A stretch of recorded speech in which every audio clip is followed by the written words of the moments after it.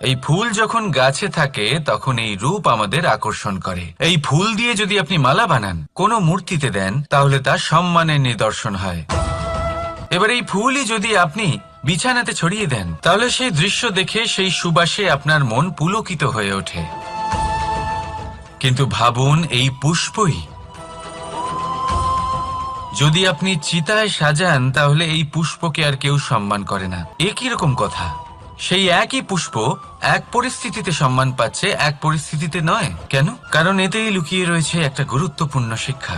এর সারমর্ম হলো এটাই যে এই সম্মান ব্যক্তি বা বস্তুকে করা হয় না, সম্মান করা হয় সময় এবং পরিস্থিতিকে। এবার এই যে সময়, তা কখনোই আমাদের বশে থাকে না, আমাদের বশে থাকে পরিস্থিতি। আমাদের পরিস্থিতি কেমন হবে তার সিদ্ধান্ত স্বয়ং আমরাই নিই, আর যেরকম আমাদের পরিস্থিতি হবে সেরকমই আমাদের সম্মান করা হবে।